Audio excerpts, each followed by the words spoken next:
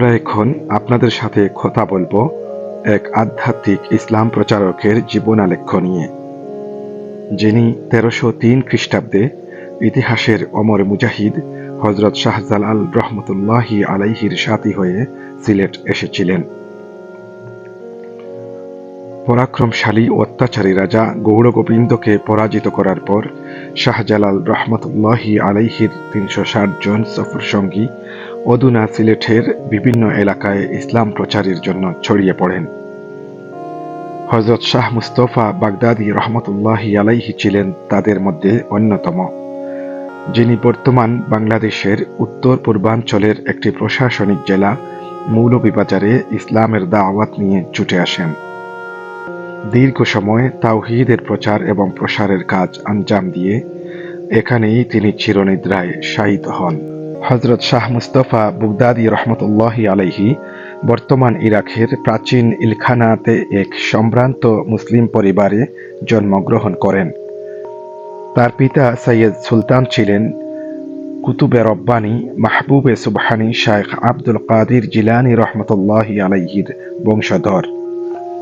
ইয়েমেনের হাদারামাউত থেকে ভারতীয় উপমহাদেশের দিকে যাত্রার প্রাক্কালে হযরত শাহজালাল রহমতুল্লাহি আলাইহি বাগদাদ শহর অতিক্রম করেন। এখানেই শাহ মুস্তফা ও তার পুত্র শাহজালালের সাথে সাক্ষাৎ লাভ করেন। 1303 সালে শাহ মুস্তফা ও তার সন্তান ইসমাইল হযরত শাহজালালের নেতৃত্বে ভারতীয় উপমহাদেশের দিকে অভিযানে অংশগ্রহণ করেন। ঘটনাচক্রে তৎকালীন সিলেটের পরিচিত মুসলিম বুরহানুদ্দিন রহমতুল্লাহি আলাইহির সন্তান হত্যা ও জনপদের মানুষের উপরে কপট রাজা গৌড়গোবিন্দের অত্যাচারের খবর শুনে হযরত শাহজালাল রহমতুল্লাহি আলাইহি সিলেটের দিকে রওনা দেন এবং মহান আল্লাহর নুসরাতের মাধ্যমে হযরত শাহজালাল রহমতুল্লাহি আলাইহি সিলেট বিজয় করেন। সিলেট বিজয় অর্জনের পর হযরত শাহজালাল রহমতুল্লাহি আলাইহির নির্দেশে তার সফর সঙ্গীরা অধুনা সিলেটের বিভিন্ন প্রত্যন্ত প্রান্তরে আল্লাহর তাওহীদের দাওয়াত নিয়ে ছড়িয়ে পড়েন। শাহ মুস্তফা রহমতুল্লাহি আলাইহি হযরত শাহজালাল রহমতুল্লাহি আলাইহি কর্তৃক নির্দেশিত হয়ে স্বীয় পুত্র ইসমাইল ও নূর আলী শাহ নামে একজন সঙ্গী সহ তৎকালীন চন্দ্রপুর তথা আধুনিক মৌলভীবাজারে চলে আসেন। সে সময় চন্দ্রনারায়ণ নামে একজন সামন্ত রাজা অত্র এলাকা শাসন করতেন, যিনি বৃহত্তর ত্রিপুরা রাজ্যের অধীনে ইটারাজ পরিবারের সদস্য ছিলেন বলে ধারণা করা হয়। হযরত সৈয়দ শাহ মুস্তফা রহমতুল্লাহি আলাইহি বর্তমান মৌলভীবাজারের বর্ষিজুড়ের কাছাকাছি একটি গ্রামে হুজরা স্থাপন করেন। পরবর্তীতে যে গ্রামটি মুস্তফাপুর নামে পরিচিত হয়, এখানে বসেই তিনি মানুষদেরকে ইসলামের পথে আহ্বান জানান। তার ব্যবহার এবং আধ্যাত্মিকতায় মুগ্ধ হয়ে মানুষ দলে দলে ইসলামের কুলে আসতে থাকে। সেকালে অত্র এলাকায় বিভিন্ন বন্যপ্রাণীদের উপদ্রবের কারণে আতঙ্ক এবং অশান্তি বিরাজমান ছিল। জনশ্রুতি রয়েছে, একদা বর্ষিজুড়া এলাকায় বসবাসকারী সামন্ত শাসক চন্দ্রনারায়ণের সিংহাসনে একটি সাপ অবস্থান নেয়। সভাসদেরা কোনোভাবেই সাপটিকে তাড়াতে পারছিলেন না। তখন জনৈক গণকের পরামর্শে তারা হযরত শাহ সৈয়দ মুস্তফার শরণাপন্ন হন। হযরত সৈয়দ শাহ মুস্তফা রহমতুল্লাহি আলাইহি তখন মহান আল্লাহর উপরে ভরসা করে অদূরে থাকা বাঘের পিঠে সওয়ার হয়ে রাজবাড়িতে উপস্থিত হন এবং সাপটিকে ধরে চাবুক বানিয়ে বাঘের পিঠে আরোহণ করে রাজবাড়ি থেকে তার নিজের আস্তানায় ফিরে আসেন। সেই থেকে এই মহান দরবেশের নামের সাথে শেরে সওয়ার চাবুকমার যুক্ত হয়। আমরা ক্রমশ অগ্রসর হচ্ছি আল্লাহর এই মহান অলির মাকবারার দিকে,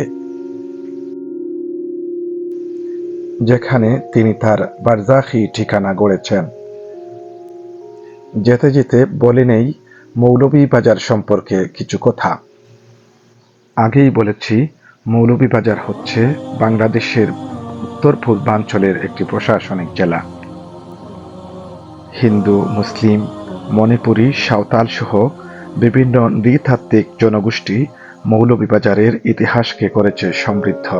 হযরত সৈয়দ শাহ মুস্তাফা রহমতুল্লাহি আলাইহির বংশধর সৈয়দ কুদরতুল্লাহ অষ্টাদশ শতাব্দীর মাঝামাঝি সময়ে মনু নদীর উত্তর তীরে কয়েকটি দোকানঘর স্থাপন করেন।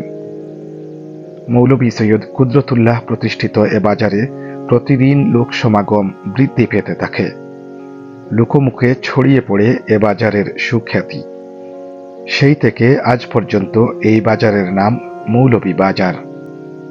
নদ নদী, খাল বিল, হাওর বাওর, দৃষ্টিনন্দন চা বাগান সহ প্রাকৃতিক ঐশ্বর্যের অপূর্ব লীলাভূমি হচ্ছে এই মৌলভী বাজার।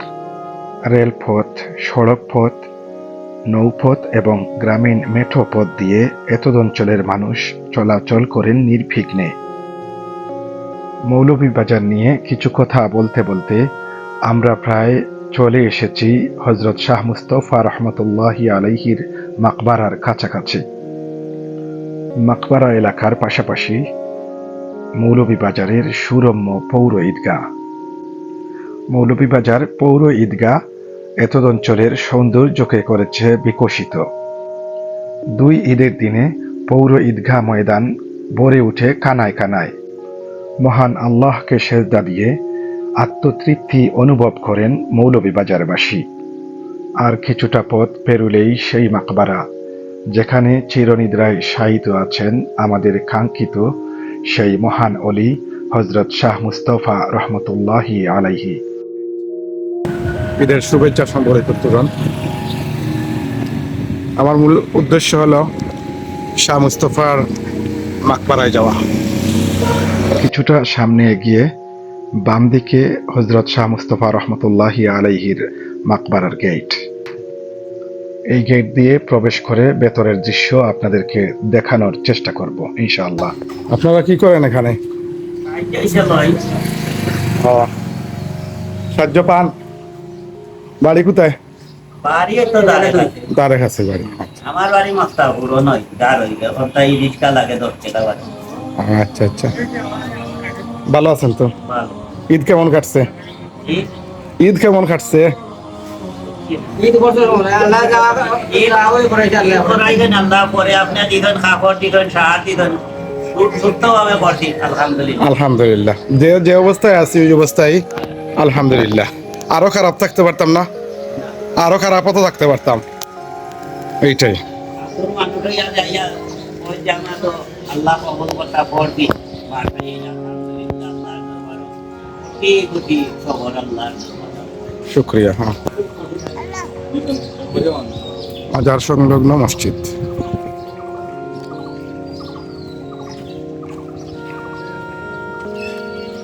লোকজন কবরগুলিকে মাজার বলে, আমরা অবশ্য এরকম বলি না, কারণ একদম আল্লাহ রসুল সাল্লাল্লাহু আলাইহি সাল্লামের রোজা মুবারকেই রোজা বলা যাবে। আর সবটাই কবর, আল্লাহ রসুল কবর বলাকেই পছন্দ করছেন। সোজা সামনের দিকে তাকালেই হযরত সৈয়দ শাহ মুস্তাফা রহমতুল্লাহি আলাইহির মাকবারা। তার ডান দিকে রয়েছে সুরম্য মসজিদ। আমরা যখন এখানে এসে পৌঁছি তখন ঘড়ির কাঁটায় দুপুর 12:42। সবুজ জমিনে সাদা অক্ষরে সাইনবোর্ডে লেখা রয়েছে হযরত শাহ সৈয়দ মুস্তাফা বুগদাদি শের সাওয়ার চাবুকমার হাসানি ওয়াল হুসাইনি মাহবুবে এলাহি দরগা শরীফ। এখানে কুরআনে কারীমের একটি আয়াতের অনুবাদ সুন্দর করে লেখা রয়েছে, যারা আল্লাহর পথে নিহত হয় তাদেরকে তোমরা মৃত বলো না, বরং তারা জীবিত। মাকবারা সংলগ্ন পুকুর। এখানে রয়েছে বিশাল আকৃতির অনেকগুলো গজাল মাছ। এ মাছগুলি নিয়ে রয়েছে নানামুখী কুসংস্কার। অনেকে মনে করেন এরা মারা গেলে তাদেরকে বিশেষ মর্যাদায় দাফন করতে হবে।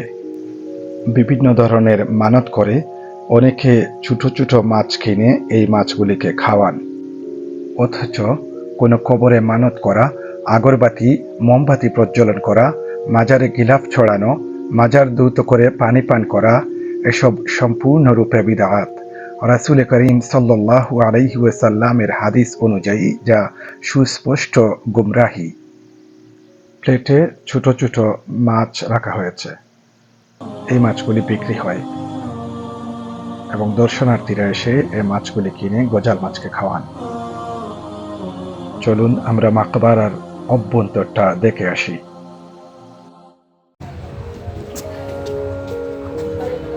তুমি কি করো এখানে? কি করো? আচ্ছা, ভালো আছো? ইনশাআল্লাহ। সবার সবার আসসালামু আলাইকুম ইয়া আহলাল কুবুর। এটাই হলো হযরত শাহ মুস্তাফা রহমাতুল্লাহ আলাইহির কবর। মাকবারার একদম গা ঘেঁষে দান বাক্স।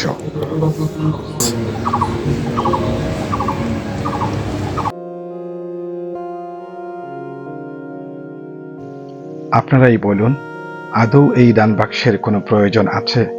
মৃত ব্যক্তিরা কি এই টাকা পয়সা পান?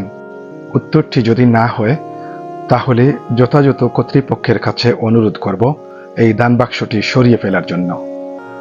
আমরা মহান আল্লাহর প্রিয় বান্দাদের জিয়ারতে আসব কোনো অসুস্থ আবেগ প্রদর্শনের জন্য নয়, বরং ইতিহাসকে জানার জন্য এবং নিজেদের জীবনে তা ধারণ করার জন্য। রাজা চন্দ্রনারায়ণ যেই সৈয়দ শাহ মুস্তফা রহমতুল্লাহি আলাইহিকে সহ্য করতে পারেননি, সেই চন্দ্রনারায়ণ এই মহান তাপসের শুদ্ধতা, মানবতা এবং আধ্যাত্মিকতার কাছে হার মেনেছিলেন। তবে তিনি ইসলাম গ্রহণ করেছিলেন কিনা তা জানা যায়নি। ইতিহাসের এই আধ্যাত্মিক মুবাল্লিগের দাওয়াতের কারণে দলে দলে মানুষ ঈমানের গৌরব অর্জন করেছিল। বন্যপ্রাণীর উপদ্রব আর নানামুখী প্রাকৃতিক অস্বস্তির কবল থেকে মানুষ নিরাপত্তা লাভ করে এবং এত অঞ্চলে শান্তি এবং স্বস্তি ফিরে আসে। সুপ্রিয় শ্রোতা দর্শক মণ্ডলী, ভিডিওটি ভালো লাগলে শেয়ার করে ছড়িয়ে দিন এবং সাবস্ক্রাইব করে পাশে থাকুন। এতক্ষণ আপনাদের সাথে ছিলাম আমি মহিউল ইসলাম মাহিম চৌধুরী। আবারও অন্য কোনো ভিডিও নিয়ে আপনাদের সাথে দেখা হবে ইনশাআল্লাহ। আসসালামু আলাইকুম ওয়া রাহমাতুল্লাহি ওয়া বারাকাতুহু।